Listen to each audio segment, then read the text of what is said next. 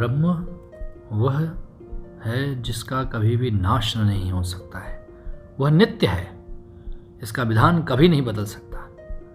किंतु ब्रह्म से भी परे पर ब्रह्म है। ब्रह्म का अर्थ है जीव तथा पर ब्रह्म का अर्थ है भगवान। जीव का स्वरूप भौतिक जगत में उसकी स्थिति से अलग होता है।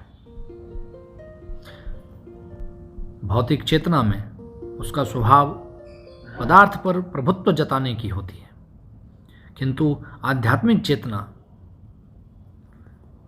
इसमें इस स्थिति में परमेश्वर की सेवा करना होता है। जब जीव भौतिक चेतना में होता है तो उसे इस संसार में नाना प्रकार के शरीर धारण करने पड़ते हैं। यह भौतिक चेतना के कारण कर्म और अलग अलग प्रकार की सृष्टि कहलाती है। और वैदिक साहित्य की बात करें तो वहाँ जीव को जीवात्मा तथा ब्रह्म कहा गया है, साधारण से शब्द में समझें।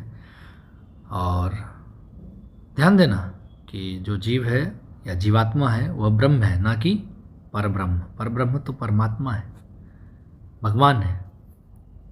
हमारे आपके शरीर में क्या है? जीव है, हम ब्रह्म हैं और हम किसी का हिस्सा है। जिसका हिस्सा है वो हमारे परब्रह्म है, परमात्मा है, भगवान है।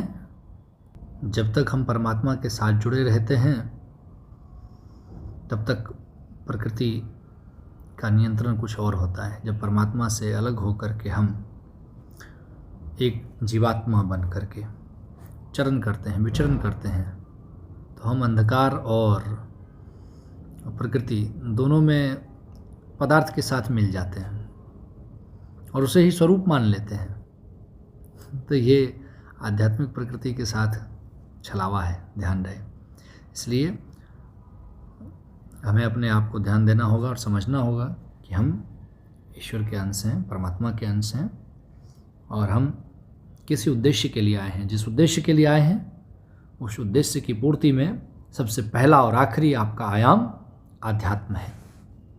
हरि ओम तत्सत।